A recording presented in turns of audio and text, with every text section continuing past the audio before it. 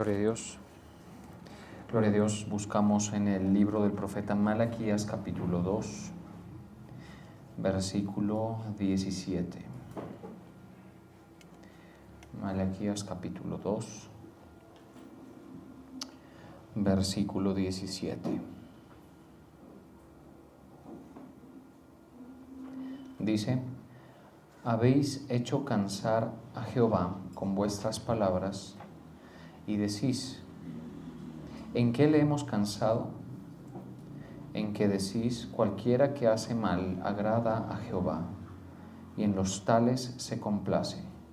O si no, ¿dónde está el Dios de justicia? Señor, te damos gracias en esta noche, nos humillamos delante de ti, Padre eterno. Te pedimos, Padre, que tú nos ministres tu palabra, que nos alumbres, Señor, con tu verdad, que te sigas moviendo, Señor, como lo dice tu palabra, en medio de la alabanza de tu pueblo, que nos concedas, Señor, el ser alumbrados con tu revelación, en el nombre de Jesús. Amén y amén. Malaquías 2:17, acá en la palabra de Dios para todos, versión más actual, dice: el Señor está cansado de sus palabras. Ustedes preguntan, ¿por qué se cansó de escucharnos? Porque está cansado de oírles decir que ante el Señor los malos son buenos y que Dios se siente a gusto con ellos.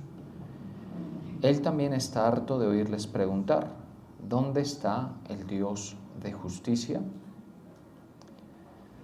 Bien, continuamos entonces con el desarrollo de esta temática que hemos venido presentando, que tiene que ver con los reclamos que Dios le hace al pueblo de Israel a través del profeta Malaquías, que, como hemos indicado, son 6 reclamos, y hoy nos toca ver el cuarto de ellos. Ya hemos visto 3 de ellos, sí, un poquito separados en diferentes sesiones, pero hoy nos corresponde ver el cuarto ya. Creo yo que en algún momento les comenté en el desarrollo de estas temáticas que es impresionante lo conciso del libro de Malaquías, pero además de eso lo sustancioso que es, porque hace, digamos, una lectura de la condición espiritual del pueblo de Israel, del tiempo pues posterior a la reconstrucción del templo y todo esto, que pues resulta muy interesante, donde el Señor muestra que tiene algo que decir de la conducta, de la condición de ese pueblo que había sido restaurado, y que, contrario a lo que se podría pensar, digamos, no era un pueblo que estuviera dando, por decirlo así, la talla a la condición o sí, el desempeño espiritual que mereciera que tuvieran después de que Dios hubiera hecho esa obra de restauración tan notable en los días de Ageo y Zacarías, ¿sí? En los días de Zorobabel también se puede decir, que también estuvimos viendo sobre eso. Pero en el profeta Malaquías se ve que el Señor pues tiene unas cosas que decirles a este pueblo, como para que quede claro que siempre hay algo, digamos, que en lo que nos encontramos fallando delante del Señor, y que a veces es un error pensar que pues es que estoy andando bien porque me congrego. Y digo, por ejemplo, lo de congregarse, ¿por qué? Porque en aquellos días ya estaba el templo restaurado. Ese es el segundo templo, el templo de Zorobabel, el que más adelante Herodes refaccionaría y todo esto. Entonces, digamos, bueno, se tiene el templo, se tiene algo, digamos, de equilibrio, estabilidad nacional, el Señor nos restauró, en fin, ¿sí? Es decir, la nación podría decirse que está bien, pero el Señor pues hace otro análisis y otro dictamen, digamos, sobre la situación. Dice: no, hay aspectos que no me agradan, porque ustedes se expresan de una manera en la que no parecen conocerme, por un lado. Además, están teniendo actitudes y están haciendo declaraciones que demuestran un escaso o nulo conocimiento de mi persona, les dice el Señor, a lo largo de los reclamos que le hace. Entonces, uno de ellos, por ejemplo, el primero, como para hacer una simple contextualización, es que el Señor les reclama el que ellos dicen, ¿en qué nos ha amado Dios? ¿Sí? Y es esa como ceguera espiritual y falta de entendimiento de cómo el amor de Dios se ha expresado a una generación, a una nación puntualmente, a un colectivo y a unos individuos. ¿Sí? Es decir, no lo vemos, no vemos y no sentimos el amor de Dios, pero es una torpeza del tamaño como la que un niño, por ejemplo, en su condición, digamos, más inmadura, dice, tú no me quieres papá o tú no me quieres mamá porque tú no me dejas ir al paseo, por ejemplo, o no me dejas ir a esto, o no me compras lo que quiero, ¿sí? Entonces es algo así, digamos, lo que se presenta en el primero de los reclamos. Sobre eso ya estuvimos estudiando detenidamente, pero me parece importante por lo menos destacar el primero como para que se vea de dónde venimos hasta llegar aquí al cuarto, por lo menos, reclamo o la cuarta disputa que tiene Dios con el pueblo en tiempos de Malaquías. Insisto, en el primer reclamo era que decían, ¿en qué nos ha amado Dios? ¿Cómo vemos ese amor? ¿Sí? Y desconocían el llamado, por ejemplo, y eso es un punto que me parece importante señalarlo, porque esto que está en el cuarto reclamo tiene similitudes y paralelos, digamos, con el primero también, y creo yo que el primero no es gratuito, es decir, el primero es digamos, la raíz de la condición, digamos, deficiente o la base de la deficiencia de la condición espiritual de ese pueblo de Judá y de Jerusalén en los tiempos de Malaquías empieza desde el primero de los reclamos, es decir, no entender la forma en que Dios los amó. Una forma en la que Dios ama al hombre, por ejemplo, es llamándolo, ¿sí? Llamándolo. Eso es algo que resulta importante señalar, es decir, Dios hace un llamado. No faltará el que diga, pero yo no escucho su voz. Bueno, eso es de pronto que no discierne su voz. Pero hay una voz, obviamente no necesariamente audible, que está allí, ¿sí? En la voz, por ejemplo, de un familiar que te habla la verdad, por ejemplo, en la voz de tu pastor cuando te indica el llamado que Dios hace al arrepentimiento, ¿sí? En el caso del pueblo de Judá, el llamado era muy claro, es decir, a ser nación escogida, un pueblo apartado, entre todos los pueblos haber sido, digamos, distinguido con un propósito de Dios por medio del cual Dios haría que se conozca su nombre en medio de toda la tierra. Y finalmente eso sí que se logró, es decir, con Israel a lo largo de las épocas Dios se ha revelado, desde el patriarca Abraham hasta, digamos, el Antiguo Testamento en Malaquías y luego continúa haciéndolo a través de Cristo nuestro Señor y todo el servicio del pueblo judío a la revelación o la forma en que ha servido el pueblo judío a que Dios se manifieste al resto de los hombres. Entonces el pueblo de Israel sí tiene digamos, un lugar de importancia y distinción porque moralmente no son mejores que nosotros, Israel hoy, y tampoco lo fue en ninguna otra de las épocas. Eso sí hay que señalarlo, pero en cuestión de distinción que Dios le ha dado, sí es un pueblo muy especial porque con él el Señor se ha revelado a todas las demás naciones, ¿sí? Es decir, no es lo mismo decir que la cultura, por ejemplo, qué sé yo, precolombina de Sudamérica es una revelación espiritual fiable y correcta, ¿sí? Sabemos que no es así, es decir, las culturas precolombinas antes de que el cristianismo comenzara a impactar esta región del mundo, digámoslo así, era nada más y nada menos que culto a demonios y en algunos lugares permanece de la misma manera, ¿sí? O sea, permanece así. Y no es el Dios que hizo el mundo el que se reveló, digamos, a, qué sé yo, a los incas o a los mayas o a los de México, a los aztecas, no, ¿sí? no fue el Dios que hizo el mundo. Ellos vivían una espiritualidad, digamos, de ceguera, de error y de lo que hablábamos hace un par de cultos, que palpando, pues llegaron a nombrar de cierta forma alguna que otra experiencia espiritual y eso dio forma y digamos cinceló gran parte de esa silueta de la espiritualidad de las naciones precolombinas. Otra cosa es muy diferente, es el pueblo de Israel, porque a ese se le reveló Dios mismo, el Dios creador, el Dios que hizo el mundo, el único y sabio Dios, se le reveló y desde allí le conocemos en sus nombres y le conocemos en sus operaciones. Dese cuenta entonces de qué clase de pueblo es que hablamos. Pero insisto, no se trata de que sean superiores moralmente o una cuestión racial, una cuestión no. Ahí estaba parte del amor de Dios, es decir, ¿por qué los escoge a ellos? Ellos no entendían eso. Un paralelo de esto hoy en día sería aquella persona que en el llamado y la insistencia que Dios le hace a venir a la verdad, porque la verdad solo la puede ofrecer, y esto es muy importante enfatizarlo, solo la puede ofrecer Dios, ¿sí? Y más en un mundo donde hay tantas voces, tantos criterios, donde hay tantos comentarios, tantos opinadores, tanto que usted escucha y que yo también escucho. Hombre, hay un momento que uno se siente abrumado por eso y dice, la verdad la tiene que tener Dios. Por lo menos yo tengo la orientación personal, el sentir personal de que Dios tiene la última palabra en muchas cosas en las que el hombre quizá apenas da algunas opiniones o conceptos.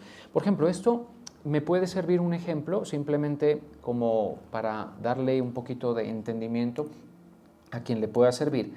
Esto sucede mucho en la parte nutricional hoy en día y es que usted si se mete, por ejemplo, y si está cercano a todos estos opinadores médicos, por lo general, y uno, mire que estábamos hablando de un nivel, digamos, de preparación, eso no lo desconozco, pero ¿por qué se contradicen tanto?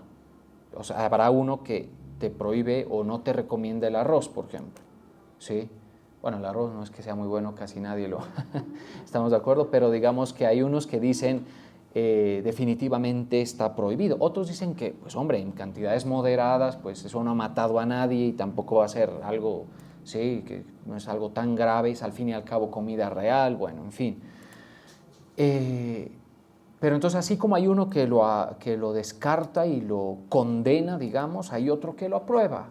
Y otro así se porta con las frutas y otro así se porta con las carnes. Y entonces hay uno que dice que la carne roja, por ejemplo, resulta ser un alimento de una complejidad nutricional excelente, que todo lo que tienes bueno, y va y te encuentras ahí mismo seguido, te encuentras otro que te dice que mucho o que la carne roja no es recomendable y que no es recomendable comerla varias veces por mes, porque qué sé yo, el ácido y tanta vaina. Uno al fin dice, pero Dios mío, entonces ¿a quién le creo?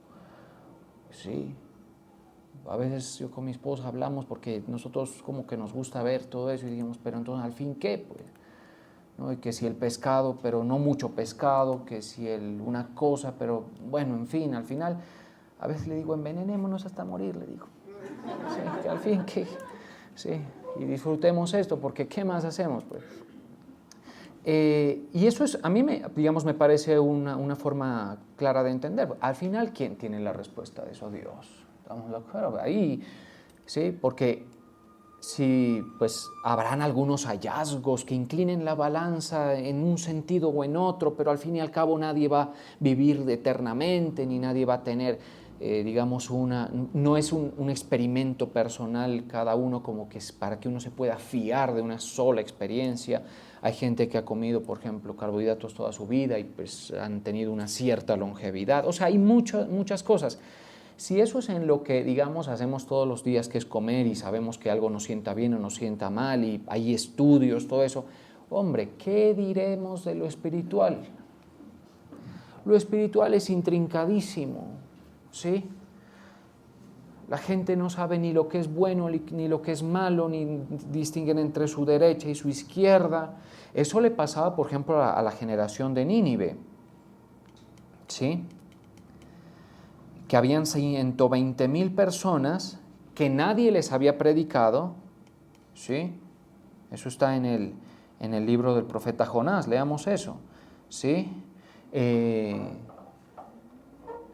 En Jonás, el último de los capítulos, Jonás 4:11 dice, y no tendré yo piedad de Nínive, aquella gran ciudad donde hay más de 120,000 personas que no saben discernir. Mire cómo lee Dios la condición del ser humano cuando es un pueblo al que no se le ha revelado, porque a Nínive no se le había revelado, hay que mencionar eso, o quizá pues no de forma directa, ¿sí? No de forma directa, no se le había revelado de forma directa, ¿sí?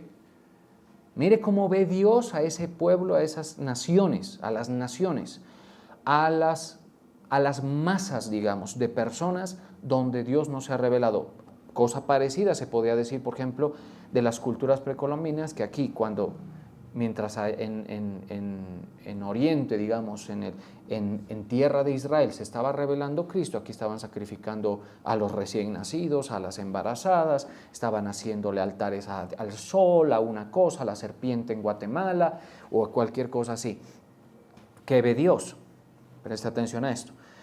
¿No tendré yo piedad de Nínive o misericordia o compasión, aquella gran ciudad donde hay más de 120,000 personas que no saben discernir entre su mano derecha y su mano izquierda? Así de grave es el asunto cuando hablamos de las cosas espirituales y de la verdad perdurable. ¿Por qué? Porque si sobre lo que vemos nos equivocamos, y los más, digamos, juiciosos de los eruditos en cada rama, pues algo de error, digamos, cometen cuando conceptúan, cuando opinan. Hombre, ¿qué se puede decir de la condición? Por ejemplo, hablemos un momento de esto, lo moral. Hombre, en lo moral usted y yo no nos vamos a poner de acuerdo, ¿cierto? Y con otras culturas tampoco no nos vamos a poner de acuerdo. Ahí tiene que llegar Dios y decir, esto es mi parámetro y mi estándar moral. Calle delante de él toda carne, dice, hay un pasaje por ahí en Ageo, y también dice, calle delante de él toda la tierra. ¿Sí? Hay para todo. Porque en lo que a lo moral respecta, usted y yo no nos podemos poner de acuerdo, y basta nada más ver cómo cada cultura opina o conceptúa sobre conductas, y algunas parecen inmorales, otras no, bueno, en fin, ¿estamos de acuerdo? Entonces, eso en lo moral. En lo que es la justicia y la ley, ¿sí? Que sí que ha dado forma, por ejemplo, a gran parte de las naciones cristianas del hemisferio en el que vivimos, sí, pero no somos totalmente apegados a la ley de Dios, eso es evidente, ¿sí? Pues, hombre, también nos podemos tener nuestras diferencias, ¿sí? Es la ley de Dios la que interesa. ¿Estamos de acuerdo? Por eso dice que no saben discernir entre su mano derecha y su mano izquierda. En ese sentido, Israel tiene una importancia tremenda porque no son el mejor pueblo ni el más inteligente tampoco, no son moralmente mejores que cualquier otro gentil, no son puros en ningún sentido, pero son un pueblo que Dios escogió para hacer esa presentación a través de ellos a las naciones, mostrando su nombre, sus operaciones. ¿Y qué es lo que pide de nosotros? Que para empezar, pero no es lo único, ya sabemos que es la fe para empezar. ¿Estamos de acuerdo? Entonces lo envió Jonás a que predique a Nínive, porque un pueblo que no sabe discernir entre su derecha y su izquierda, pues está perdido.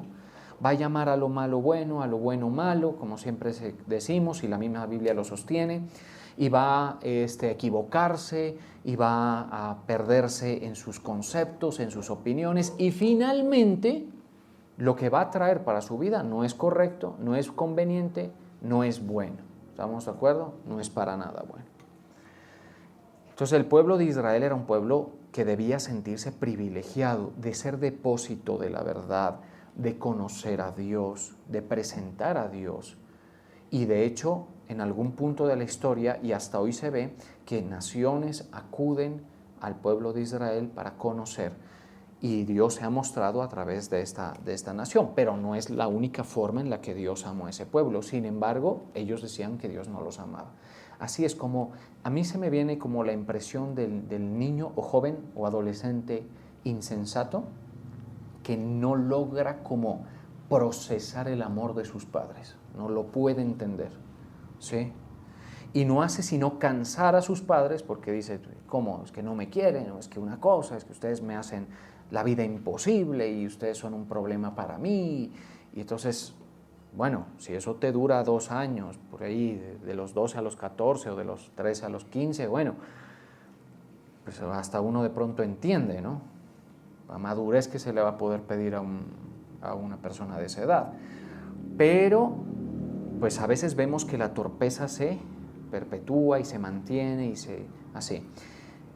O sea, digamos que las personas carecemos de los elementos para juzgar bien las cosas. Y solamente cuando Dios aparece en escena, recién allí comenzamos a tener la oportunidad, si lo consideramos, de comenzar a entender y a juzgar mejor las cosas. ¿Sí? En ese sentido, ¿a qué lo llama usted? Por ejemplo, alguno de ustedes dirá, bueno, ¿y a mí qué me ha llamado? Usted habla de Israel, habla de Nínive, por ejemplo. ¿A mí a qué me ha llamado? Varios versos les voy a poner delante como para que usted sepa. Uno de ellos, o quizá desde el cual podemos partir, ¿sí? Mire, está en Primera de Timoteo, sí, Primera de Timoteo, capítulo 2, versículo 4. Entonces, con este tipo de palabras y versos nos orientamos. En el capítulo 2, versículo 4 de Primera de Timoteo dice, el cual quiere, hablando de quién, Dios, que todos los hombres sean salvos y vengan al conocimiento de ¿qué? A eso te está llamando el Señor, a que seas salvo y vengas al conocimiento de la verdad. ¿Sí? Obviamente lo uno no se puede dar sin lo otro, evidentemente.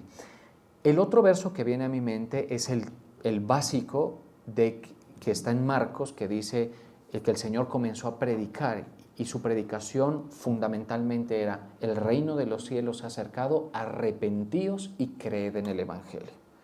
Entonces, mire, arrepentirse es venir al conocimiento de la verdad y asimilarlo, y ser salvo es por medio de creer en el Evangelio. Allá vamos con 2 versos. Pero si alguien dice alguno más que me dé como una orientación de a qué más nos llama el Señor, es uno maravilloso que está en las palabras en la boca del apóstol Pedro, ¿sí? En Primera de Pedro 5:10, famoso, incluso hasta lo cantamos, todo eso. Mas el Dios de toda gracia, presta atención a esto, mas el Dios de toda gracia que nos llamó a su gloria eterna. ¿A qué lo llamó usted? Hombre, sí, pero la gloria eterna de Dios ni siquiera la conocemos, ¿cierto? Es decir, el Señor nos tiene que mostrar, nos tiene que revelar que cuando tú mueres las cosas no acaban, no dejas de existir, ¿sí? Que hay una oferta de salvación para el hombre, para que se reconcilie con Dios y pueda habitar en reposo y en armonía con Dios, ¿sí? En los lugares celestiales, en el reino de los cielos, todo eso. Entonces dice que nos llamó a su gloria eterna. Entonces, si alguien dice, ¿a mí en qué me ha amado Dios? ¿En qué te está llamando?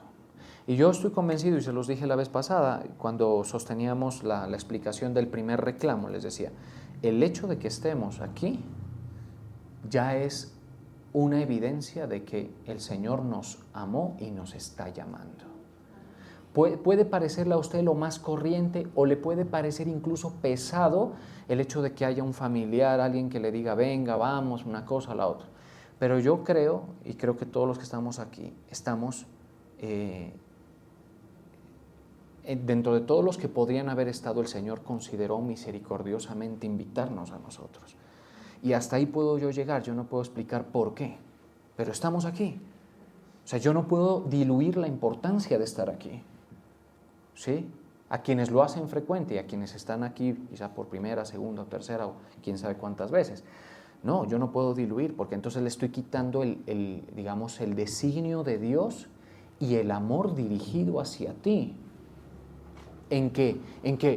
vengas al conocimiento de la verdad y seas salvo, porque el tiempo corre en contra de todos nosotros para que estas cosas tengan que definirse en un sentido o en otro, ¿sí?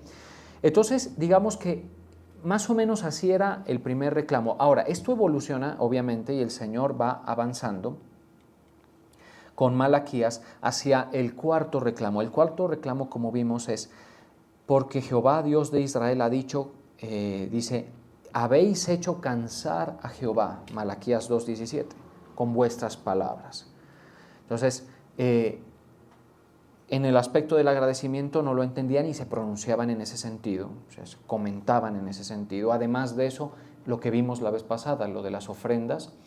Y en el tercer ítem vimos, eran las relaciones interpersonales, eso lo estuvimos viendo ahora en el devocional. Ahora le dice, sus palabras me cansan.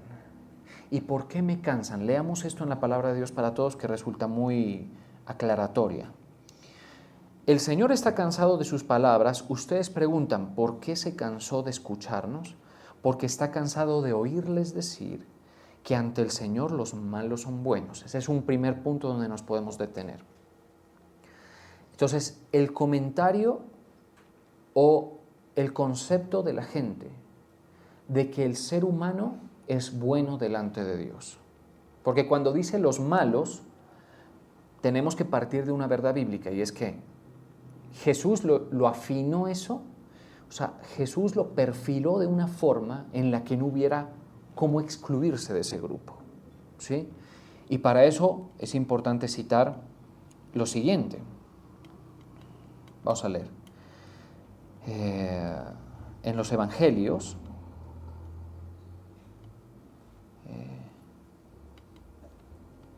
vamos a ver, en Mateo capítulo 7, versículo 10, mire lo que dice. O si le pide, desde el 9, ¿qué hombre hay de vosotros que si su hijo le pide pan le dará una piedra? Nadie hace eso, aunque hay bastante padres, digamos, bastante deficientes en su desempeño, puede ser. O si le pide un pescado le dará una serpiente. Pues si vosotros, esas son palabras de Jesús. Contra eso creo que ninguno de nosotros nos podemos levantar. O sea, es que eso no es lo está diciendo el pastor, ¿sí? O eso no lo está diciendo la iglesia. Atención, pues si vosotros siendo, ¿qué? Malos. Entonces cuando nos volvemos a Malaquías ya encontramos que el problema es hablar de nuestra condición como que si fuéramos buenos. Aquella persona es buena, yo soy bueno, ¿sí? Lo que hacemos no desagrada a Dios, cuando eso parte de un desconocimiento total del carácter moral de Dios y de aquello en lo que muchas veces nos encontramos deficientes delante de Él, ¿sí? O mi mamá, por haberme criado y por ser una mujer abnegada, es buena. Eso es cansón para un ser que observa y evalúa la moral de las personas, ¿sí? Porque él dice, no, está bien, tu mamá pues funcionó bien contigo, pero eso no la hace buena delante de mí, ¿sí? Porque hay una ley moral que establece unas exigencias tremendas frente a la cual todos quedamos mal. Entonces dice, sabéis, si vosotros siendo malos, por eso mire que uno es malo delante de Dios y puede ser un buen padre, ¿sí? Y parece algo contradictorio. O sea, no hay que confundir un buen desempeño con una condición, digamos, impoluta delante de Dios. Y eso es parte de lo que tiene que cambiar en nuestra mente, porque eso es parte del conocimiento de la verdad. Continuamos, dice, ¿sabéis dar buenas dádivas a vuestros hijos? Cuanto más vuestro Padre, nuestro Padre que sí es bueno, que está en los cielos, por eso les hablaba antes del llamado a la gloria eterna, del cielo de nuestro Dios, dará buenas cosas a los que le pidan. ¿Sí? Entonces, en parte ese comentario de Malaquías es pensar, es decir, tal persona es buena o lo que hace es bueno y agrada a Dios, ¿sí? Y otra cosa es también llamar, también, digamos, justificar la conducta de las personas, también. Eso es parte también de lo que acontece aquí, ¿sí? también considerarnos jueces de las conductas humanas, ocupando el lugar de Dios y llamando a lo bueno malo y a lo malo bueno. Volvamos a Malaquías para que continuemos con lo que dice allí. Porque está cansado de oírles decir que ante el Señor los malos son buenos y que Dios se siente a gusto con ellos. O sea, esa Biblia, Palabra de Dios para Todos, a veces hace unas resoluciones de los versos increíbles, y esta es una de ellas. Lo que dice la gente es que ante el Señor los malos son buenos. Entonces yo soy bueno, por ejemplo, digo yo, ¿sí? A mí no me parece que lo que yo hago esté necesariamente mal, porque por lo general somos muy indulgentes con nosotros y no tanto con los demás, pero digamos que aquí dice, oírles decir que ante el Señor los malos son buenos y que Dios se siente a gusto con ellos.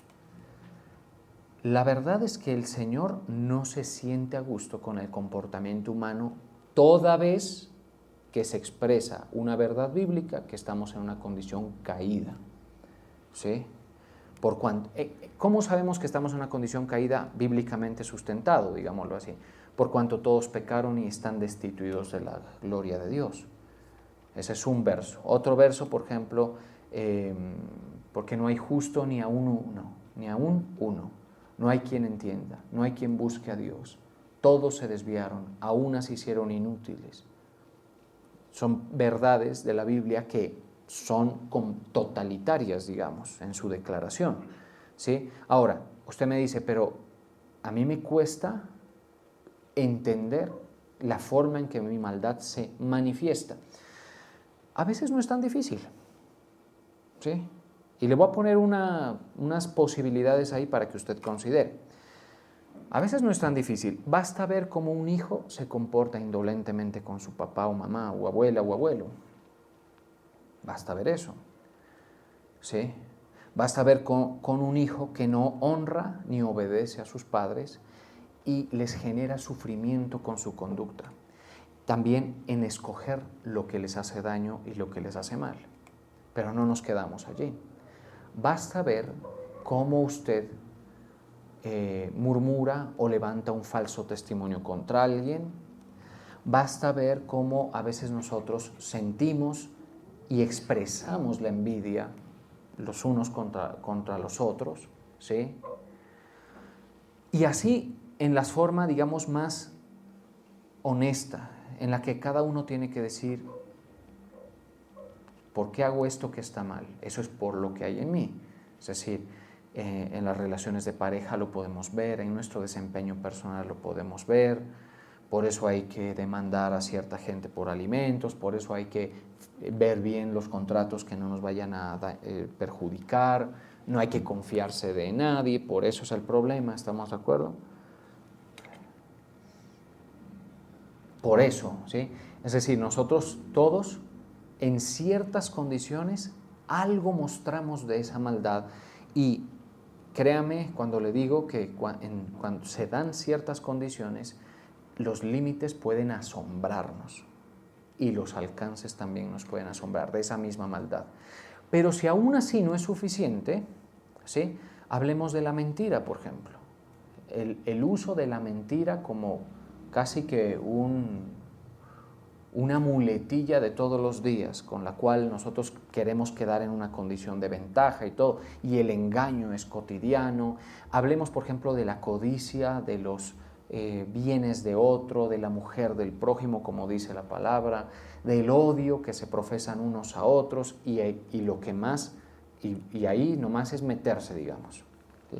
Pero aún así, el Señor, si usted necesita más, le va a ir mostrando. Con su palabra le va a ir mostrando. Recuerde que a usted lo está llamando al conocimiento de la verdad. Y la verdad no es una cosa que usted va a entender en una sesión. ¿Sí? Es algo voluminoso. Entonces, por eso es que dice acá, estoy cansado de oírles decir que que los malos son buenos y que Dios se siente a gusto con ellos. También esto tiene su forma de expresarse en los ámbitos religiosos, es decir, Dios está contento con mi religión. Usted dice, ay, pero ¿y de eso no se trata? No. ¿Y usted no cree que su religión lo tiene contento al Señor? No. ¿sí? Y entonces, ¿para qué nos congregamos? Ya te voy a explicar para qué, pero no es porque nosotros lo tengamos contento al Señor con nuestra religión, ¿sí? O que Dios, como yo lo tengo a gusto, agradado, impresionado de mi conducta, no, ¿sí? Y entonces, ¿para qué sirve la congregación o la religión que usted está predicando? Alguno dirá, yo no te estoy predicando una religión, yo te estoy predicando la verdad, ¿estamos de acuerdo? Es otra cosa. Tú no te vas a salvar por afiliarte a una iglesia, a una denominación. Tú te vas a salvar cuando te arrepientas. ¿Oíste eso? Entiéndalo bien, ¿sí? Entiéndalo bien para que usted se maneje bien. Ahora, que se sugiere fidelidad, comprometerse con la iglesia y entrar en el discipulado, eso es otra cosa, eso es ministerial, eso significa perfeccionamiento de los santos. Para eso son los ministerios según Efesios, para el perfeccionamiento de los santos, es otra cosa. En ese mismo perfeccionamiento uno va entendiendo, apartándose de esa vana manera de vivir, encontrándole un rumbo diferente a su vida, sometiéndose a la voluntad de Dios. Porque el tema no es vivir en la religión X o Y, es someterse a la voluntad de Dios. ¿Sí? Porque religiones, pues imagínense cuántas hay. Y hay gente, digamos, muy devota y muy fervorosa. Y lo que le quieren vender al Señor está a gusto con ellos, ¿no? Si son igual de malos, o sea, somos moralmente, digamos, muy parecidos, ¿no? Por eso dice aquí, está cansado de oírles decir que ante el Señor los malos son buenos y que Dios se siente a gusto con ellos. Pero esto, digamos, tiene varias formas de interpretar. Hasta aquí hemos visto unas cuantas. También se puede interpretar de la forma en que lo manifiesta la Reina Valera, que es cualquiera que hace mal agrada a Dios. Es decir, cuando nosotros vemos que alguien hace mal y decimos, Dios no se manifiesta, Dios no juzga eso, y comienza a confundir el alma. Y comienza uno a sentirse tentado a vivir en una forma de vida parecida a aquellos que observa. En la sociedad vamos a observar gente que vive como si no temiera a Dios, o mejor dicho, sin temor de Dios. No se restringen, si son muchachos, por ejemplo, viven en promiscuidad sexual, por ejemplo, viven en fornicación, en impureza, ¿sí? Enamoran una aquí y otra allá, y a veces eso sigue así. Ya se casan, a veces o no se casan, o viven de una forma desordenada. Ellos son gente que no entiende el valor del sometimiento al Señor, que vamos a decir que se congreguen, por favor. El plan más azaroso, ¿sí? No, ellos están en el partido, están en el antro, están con los amigos, están en lo uno, están en donde tiene que estar, digamos, donde sienten que su tiempo es aprovechado, pero no en las cosas de Dios. Y entonces a veces uno observa que como Dios demora su juicio sobre todas estas cosas, uno dice, no, pues no vale la pena esta vida restrictiva, esta vida en obediencia al Señor. Eso era parte de lo que decían el pueblo de Dios en ese tiempo. Por eso dice, en que decís cualquiera que hace mal agrada a Jehová. Y en cierto aspecto todos tenemos una interpretación algo parecida como esta gente, ¿sí? Basta nada más que las cosas que se desplieguen delante de nosotros nos confundan un poco, ¿sí? Por ejemplo, alguien dijo que no se congregaba, y yo lo mencioné en el devocional. Dijo, yo no me congrego porque yo veo muy mal testimonio de mi familia que se congrega. Y yo les comentaba en el devocional, les decía, ¿esa es tu mejor excusa para no congregarte? ¿Sí? O sea, tú primero, estás equivocada, porque sí, hay gente que aquí se porta mal, pero es que eso no es un tema que diluya la verdad, ¿sí? Al contrario, la refuerza, porque te muestra que esas personas que practican una religión a veces no son coherentes con esa religión, ¿sí? Eso te muestra que es difícil, que no es tan sencillo, ¿sí? Entonces hay gente que, digamos, o grupos que asumen esta posición como que pierdo el ánimo o el entusiasmo de agradar a Dios porque veo que no vale la pena. Y eso es caer, digamos, en una perspectiva de Dios en la que lo malinterpretamos y juzgamos mal sus obras y juzgamos mal las cosas que Él hace. Y eso nos pone en un problema con el Señor, porque entonces ya no es seguirlo en fidelidad, en entusiasmo, sino ya es como diciendo, midiendo la profundidad de mi obediencia, por ejemplo, porque no vale la pena, porque mejor lo pasa el mundano. Mire, si usted piensa que mejor lo pasa el mundano, es porque usted es mundano, así sencillamente. Y es importante decirlo así, porque cuando uno está arrepentido, uno no desea nada de lo que el mundo ofrece. ¿Me oyeron? Eso es importante decirlo, ¿sí? Porque usted dice, no, yo quisiera estar allá, o yo me estoy perdiendo de tener esto o aquello, ¿sí?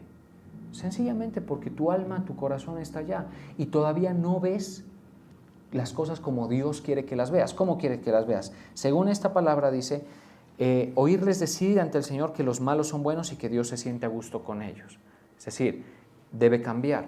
Lo que estas personas están haciendo no está bien y yo no deseo participar, ¿sí?, de estas cosas. Por eso hay un verso que dice, por lo cual salid de en medio de ellos y apartaos, dice el Señor. El apartarse no puede ser una obligación, no puede ser a la fuerza y a las patadas que uno, y menos uno que va a poder. Si es que usted le regala a uno una hora para que le hable algo, no es más. Fuera de eso usted tiene las demás horas de todo su día para hacer, perdóneme con el debido respeto, lo que le da la gana. ¿Estamos de acuerdo? Entonces, ¿qué control tengo yo? Apartarse tiene que obedecer de un cambio de mentalidad frente a lo que hay afuera, ¿sí? Que ese mundo que brilla y digamos ese mundo que llama, le deje a uno de interesar. Eso es por el conocimiento de la verdad. Pero mientras eso ocurre, puede ser usted que encaje, o yo, que encajemos dentro de ese pueblo que decimos, el Señor como que se siente a gusto con ellos, porque no parece despachar su juicio, no parece nada, y yo estoy aquí, y me hace falta eso que está afuera. No, el creyente convencido que ha atravesado la conversión no siente que se pierde de nada de lo que el mundo ofrece y promueve. ¿Estamos de acuerdo? Y eso es algo completamente sustentable con la Escritura. Mire lo que le pasó, por ejemplo, al salmista. Y esto lo veíamos ya hace un tiempo. Incluso al mismo Job le pasó. Ahorita vamos a ver eso. Pero en el Salmo 73:2, sí, un salmo muy interesante que habla como en una forma más práctica de esta experiencia. Salmo 73 dice: ciertamente es bueno Dios para con Israel, para con los limpios de corazón. En cuanto a mí, mire cómo dice, casi se deslizaron mis pies, por poco resbalaron mis pasos, porque tuve envidia de los arrogantes. ¿Cómo nos desestabiliza y nos desencaja? ¿Y cómo nos lleva a expresarnos incorrectamente de nuestra profesión de fe, del llamado? A veces ver que el mundo logra y tienen, ¿sí? Y logran pagar con más facilidad las cosas que usted, y logran, qué sé yo, muchas cosas de la categoría aspiracional, digámoslo así, realización, en fin. Mire esto, dice, por poco resbalaron mis pasos, porque tuve envidia de los arrogantes, porque en el mundo la gente que, digamos, desestima el llamado del Señor, que hay mucha, son arrogantes, porque para desestimar el llamado del Señor y para no creer que Él existe, tiene que estar en arrogancia. ¿Sí? Ustedes, si usted no cree en Dios, en su existencia, y no siente algo de interés por buscarlo, usted es un arrogante, eso es un melenecio. ¿Sí? Esa es la verdad. Lo que pasa es que pues, yo tengo un momentico para decirle las cosas como son. Dice, porque tuve envidia de los arrogantes. ¿Qué hacen los arrogantes? Hombre, los arrogantes dicen, ¿qué templo, qué cosa? No, mi vida, es mi vida, mi programa, lo que me gusta, lo que me interesa, ¿sí? Que nadie obstaculice eso. Bueno, y viendo la prosperidad de los impíos, esa es otra cosa que por lo menos a mí en cierto momento de mi proceso me daba mucho para pensar. Es decir, ¿cómo es que este man o esta gente, mírenlo, ni reconocen a Dios y todo, y cómo prosperan, cómo sus empresas, sus cosas? Y eso en cierto punto, y puede ser que yo sé que puede ser que muchos estén en esa condición, es un estorbo tremendo para avanzar, ¿sí? Pero todo eso es falta de entendimiento. Mire lo que continúa diciendo. Porque no tienen congojas por su muerte. Ni pueden estar enterrando a un familiar y aún así no entienden lo que es la muerte. Continuamos. Pues su vigor está entero. Claro, a veces tienen más salud. No pasan trabajos como los otros mortales, ni son azotados como los demás hombres. Por tanto, la soberbia los corona y se cubren de vestido de violencia. Los ojos les saltan de gordura, logran con creces los antojos de su corazón. Se mofan y hablan con maldad de hacer violencia, hablan con altanería, ponen su boca contra el cielo. Por eso es que cuando uno los justifica a ellos, pone también uno su boca contra el cielo. Y eso es lo que les pasaba a los de Malaquías. ¿Sí? Es decir, yo puedo que no haga del todo eso, pero cuando yo justifico al impío, al arrogante, aunque no entienda qué pasa, ¿sí? Yo estoy hablando contra el cielo. Mire, ponen su boca contra el cielo y su lengua pasea la tierra. Hablan de todo y de todos. Por eso Dios hará volver a su pueblo aquí y aguas en abundancia serán extraídas para ellos. Y dicen, ¿cómo sabe Dios y hay conocimiento en el Altísimo? He aquí estos impíos, sin ser turbados del mundo, alcanzaron riquezas. Verdaderamente en vano he limpiado mi corazón. El salmista, el compositor del Salmo 73, sintió un golpe a su fe tremendo cuando observó esta realidad que hoy tenemos que ver todo el tiempo, ¿sí? Por eso usted deje que el Señor le vaya explicando, porque esto es más profundo de lo que uno ve así superficialmente. Dice, en vano he limpiado mi corazón. Esto en otras palabras es decir, ¿yo para qué es que tengo que estar escuchando la verdad y escuchando la palabra y congregándome? Y he lavado mis manos en inocencia, pues he sido azotado todo el día y he castigado todas las mañanas. Continuamos, vamos a saltarnos un pedacito como para continuar, ¿sí? Para encontrarle el... Mire lo que dice en el 15, dice, en el 17, hasta que entrando en el santuario de Dios comprendí el fin de ellos, ciertamente los has puesto en deslizaderos. Cuando uno ve una persona que prospera, por ejemplo, un impío que prospera, que hay muchísimos, o sea, eso es, nada más basta ver las redes sociales con eso, ¿sí? Y que le parece ir bien y parece que logra con creces los anhelos de su corazón y hablan contra el cielo o hacen un Dios conforme a su imagen, es el Dios que ellos quieran, como quieran ellos, ¿sí? ¿Está bien? Entonces, usted tiene que entender que Dios los ha puesto en deslizaderos. Es como que su soberbia y su pecado no fuera detenido ni estorbado, sino que Dios los pone como un resbaladero. Ahí los ve uno cayendo, ¿sí? En el más profundo y severo juicio de Dios que se aproxima, porque se aproxima el juicio de Dios. Cada día está más cerca. Y usted dice, ¿y para mí cuándo me toca? Está establecido que el hombre muera una vez y después de eso, díganlo con convicción, el juicio. Está establecido que el hombre muera una vez y después de eso el juicio. Entonces, ese impío, ese arrogante, el que Dios ya sabe que no lo va a escuchar, el que Dios sabe que ni siquiera va a considerar su llamado, la perspectiva que debemos tener es que Dios lo ha puesto en un deslizadero, en un resbaladero, digamos, que se deslice en su iniquidad al más severo de los juicios. Ahora uno dice, ¿pero por qué Dios no lo saca de allí? Bueno, hay casos de casos, ¿no? Pero muchas veces esa gente no tiene oídos para el Señor, dice. Por eso dice, comprendí el fin de ellos, ciertamente los has puesto en deslizaderos, en asolamientos los harás caer. hasta que llegue el momento que está en el 19. ¿Cómo han sido asolados de repente? Perecieron, se consumieron de terrores, como sueño del que despierta.